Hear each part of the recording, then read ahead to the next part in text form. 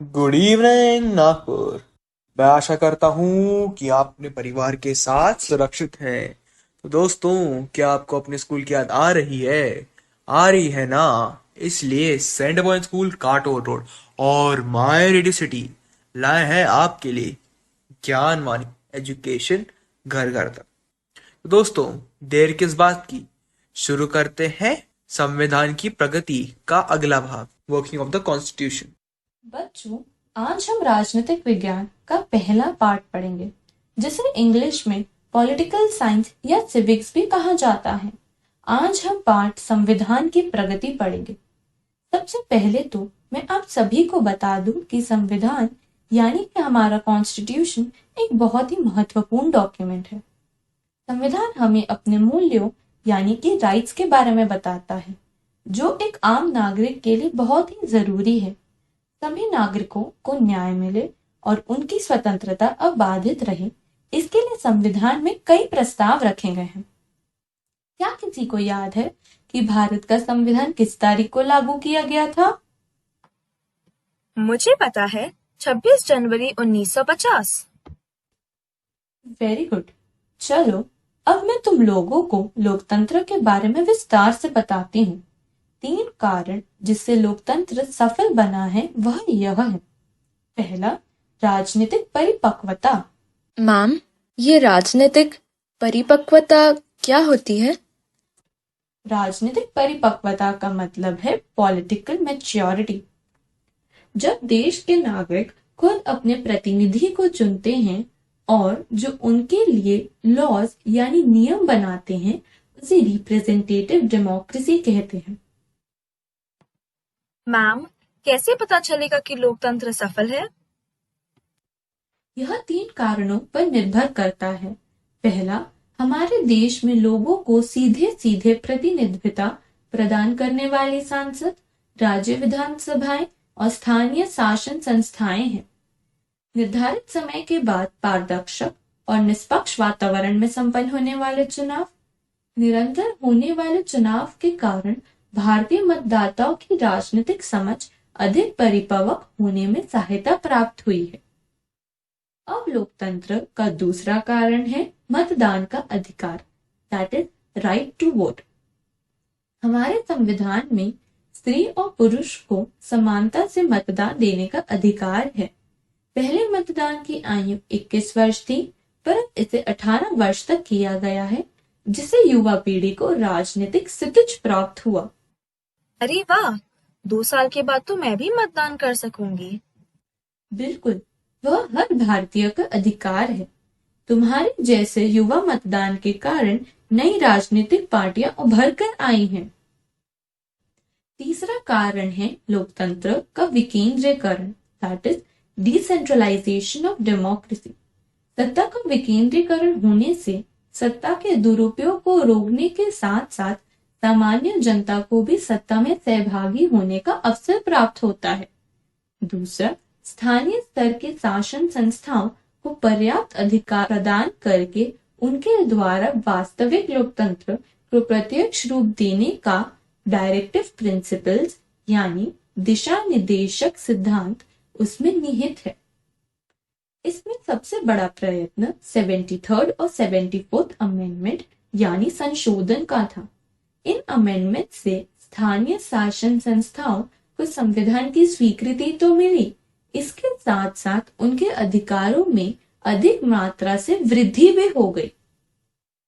ये तो बहुत ही अच्छा है कि स्थानीय शासनों को इन संशोधनों की स्वीकृति मिल गई है। क्या आप लोगों को पता है कि लोकतंत्र में नागरिकों का समक्षीकरण जरूरी है और सूचना का अधिकार कब से लागू किया गया था?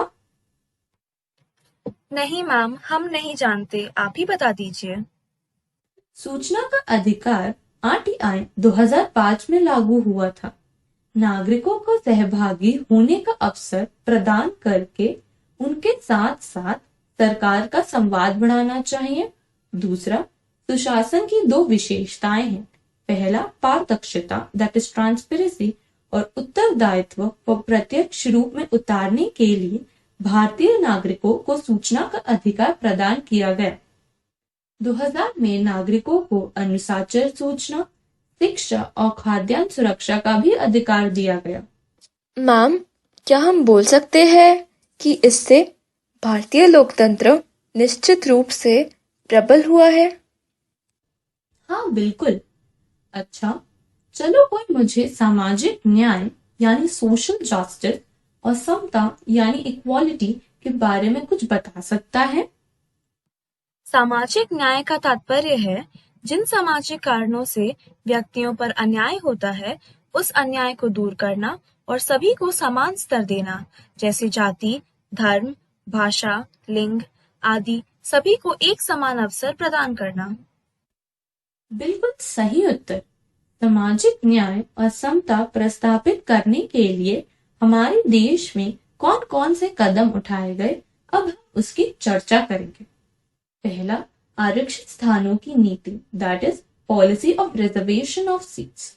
जिन समूह अथवा सामाजिक वर्ग शिक्षा और रोजगारों के अवसर से दीर्घ काल से वंचित रहे हैं, ऐसे सामाजिक वर्गों के लिए आरक्षित स्थानों की नीति बनाई गई, जिसमें शिक्षा और सरकारी नौकरियों से कुछ स्थान आरक्षित रखे हैं।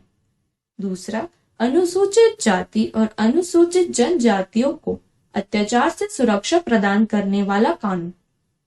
इस कानून द्वारा अनुसूचित जाति और अनुसूचित जनजाति के व्यक्तियों पर किसी भी प्रकार के होने वाले अन्याय पर प्रतिबंध लगाया गया है और किसी प्रकार का अत्याचार होता है तो दंड का प्रावधान भी किया गया है। चलो अब हम देखते हैं कि आज हमने क्या क्या पढ़ा। पहला, 3 कारण जिससे लोकतंत्र सफल बना है। दूसरा, सूचना का अधिकार, दैट इज आरटीआई। तीसरा, सामाजिक न्याय और समता के लिए क्या क्या कदम उठाए गए हैं। अब हम इंडियन कॉन्स्टिट्यूशन के रोचक फैक्ट्स के बारे में चर्चा करेंगे। पहला, भारत का संविधान दुनिया का सर्वश्रेष्ठ संविधान है, क्योंकि 62 वर्ष से लागू होने के बाद भी उसमें सिर्फ 94 बार ही संशोधन किया गया है। दूसरा, भारत का पूरा नाम क्या है? इंडिया यानी officially the Republic of Hindi या फिर भारत गणराज्य भी बोला जाता है। अब बच्चों, मैं आपसे प्रश्न पूछूंगी जिसे यह पता चलेगा कि आप सबको यह पाठ कितना समझ में आया। पहला, कौन से 2 संशोधन हैं जिससे स्थानीय शासन संस्थाओं को संविधान में स्वीकृति मिली? दूसरा, आरटीआई कब से लागू किया गया था? इन प्रश्नों का उत्तर कल दिया जाएगा। तो आज का ये अध्याय हम यहीं पे समाप्त करते हैं। तो बच्चों, मुझे उम्मीद है कि आपको हमारा यह अध्याय वर्किंग ऑफ द कॉन्स्टिट्यूशन पसंद आया होगा। और आखिर में हम धन्यवाद करना चाहते हैं उनका जिनकी वजह से हमारी आवाज़ आप तक पहुंच पाई है। जी हाँ, हमारे चहेते sponsors my captain mentoring app. और बच्चों, अगर आपको यह अध्याय दोबारा सुनना है तो आप हमारे यूट्यूब चैनल सेंट शिक्षा मित्र सेंट पॉइंट स्कूल पे जाकर सब्सक्राइब कर सकते हैं। तो मित्रों, कल मिलते हैं इसी जगह इसी समय। जय हिंद, जय भारत।